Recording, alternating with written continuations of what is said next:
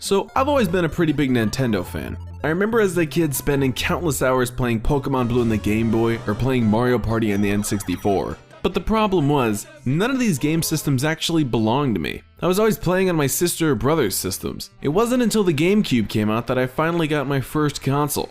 That was also when I received the first video game I could ever say I owned. That game was Luigi's Mansion.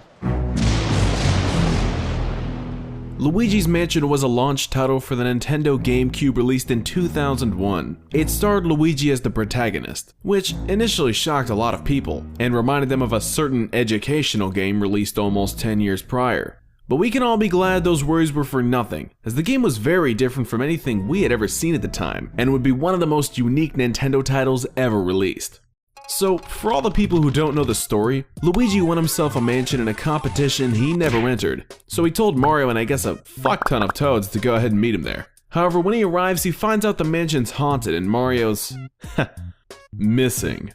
We also get the chance to meet up with Professor E.Gadd, who's been living here for quite some time, and he says the mansion appeared just a couple days ago. But I don't know, he's kinda on the old side. I'd be surprised if he could see Luigi from this distance, let alone a mansion from his house. The guy takes us into his little home and tells us that our predicament is a little fishy. From this we move on to the tutorials, where we learn how to use the Poltergust 3000, Professor E.Gadd's tool for catching ghosts. Now, for some the controls might be a bit daunting, especially when switching over from the Nintendo 64's controller. But once you get used to it, the controls are actually pretty nice, and the game eases you in perfectly, so you never feel cheated.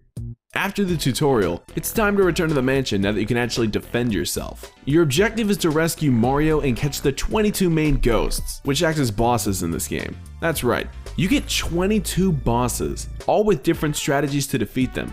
Albeit some are more simple than others, but even with that in mind, I can't complain. Every time you defeat a ghost, it's turned into a portrait and is hung up in E.Gadd's gallery, so you can go back and check them out whenever you want. On paper, this all seems pretty simple, but the way it's executed is the real shine of the game. It doesn't feel like it was rushed or forced, and on top of that, we eventually come across Boos, which add another objective to our list, but I'm getting ahead of myself here. Once we're inside the mansion, we come across our first Toad, otherwise known as Save Point.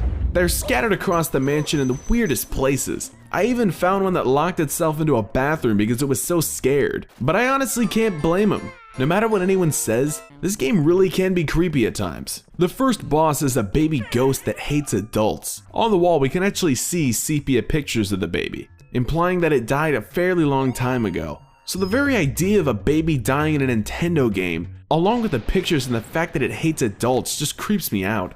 But don't get me wrong, I'm not trying to jump the gun and call this a horror game. It can be funny, serious, and at times just weird. Like if you look at some of the books in the study, you can find a book called Darkness is Their Cheese. It's just a book talking about ghost mice written by C. Parmesan. That's not funny. I feel like this game expanded on all that needed to be, well, expanded on. Even though the portrait ghosts are one of the biggest features in this game, they're not really explained.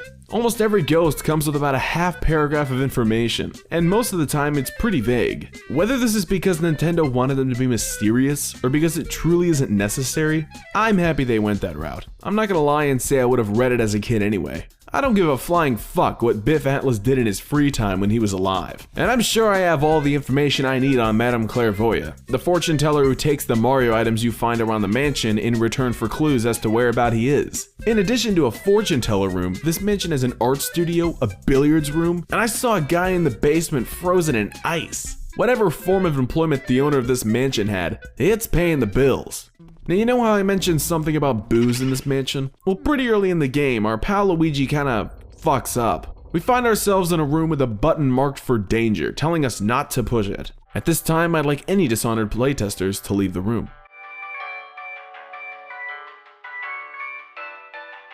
So we press the button anyway, and lo and behold, a ton of booze escape from a cellar below. Professor E.Gadd then activates the pre-installed boo radar for our Game Boy horror device.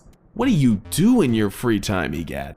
Anyway, this ends up being one of the worst parts of the game, catching the boos. They're more difficult than portrait ghosts because they have the ability to jump from room to room, which just makes them nothing less than a fucking nuisance to catch. Like right here, I was trying to catch a boo, so I go out into the hallway to chase it, and it pulls this shit. Like, what the fuck was that? How is that in any way fair? More importantly, who would look at this and call it fun? During the first couple, I'll admit I did enjoy it, but after about 30 or so, I don't want to see another boo again. This is my only real complaint with the game. That needs fucking door. Now this is something I really came to appreciate. There's a room where you come across a ghost eating a ton of food, so much that his waiters have to continue serving him almost every 10 seconds. Once you suck up the waiters and his food runs out, he gets angry and starts breathing fire. On the surface, it seems like a pretty average level, but there's actually a fair bit of significance in this room. You see, this room's not mandatory whatsoever. It's in the way, sure, but you're free to skip it, and you can still complete the game if you do. Now the reason this is significant is that I have yet to meet somebody who didn't beat this room the first time they played the game. I think this is one of the most clever things Nintendo's ever done. It was practically a test to see if you were truly into the game. If you enjoyed sucking up ghosts and completing rooms, you wouldn't even think about walking past this area to the next. That's where I think this game got immersion right. It wasn't about beating the room or beating the game. It was about doing the objectives given to you in the game as the character Luigi. Sure, you weren't really role-playing, but after a while you didn't seem to care that you were practically doing the same thing over and over again. Another thing I really enjoyed was the way the game never made me feel stupid. It gave me the right amount of difficulty at the right time, with enough subtle hints so that I really couldn't blame the game for my failure. Every time I eventually figured out a puzzle or room, I'd see that the game gave me just enough information to figure it out. I knew it was my fault if I couldn't progress any further. To add to that, there are some things in this game that you will not see unless you search up and down for it. I'm going to leave most of the exploring to you, as I don't want to spoil anything serious, but I will shed some light on a popular Easter egg in the game known as Totaka's song. Totaka's song is a song made by Nintendo sound designer Kozumi Totaka, who inserts this song in video games he worked on, hiding them in very obscure parts of the game. In Luigi's Mansion, you can find this song when entering the training room with E.Gadd. The game brings up a screen to show you the controls, and if you wait for 3.5 minutes, the song will start to play. Like I said, this is just one of the many cool secrets in the game you can find if you just search hard enough. Come to think of it, this whole game really had a lot of charm to it, enough to have me come back to beat it time and time again. It was a fantastic game to get you started on the GameCube, getting you used to using the controller in a perfect training environment.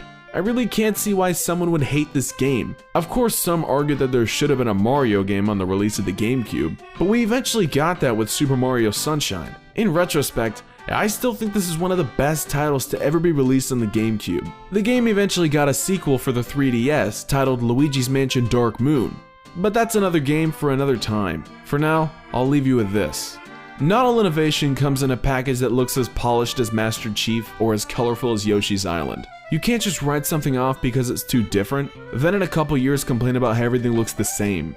I think if we spent more time looking at this game for what it is rather than what it could have been, it would be appreciated a lot more.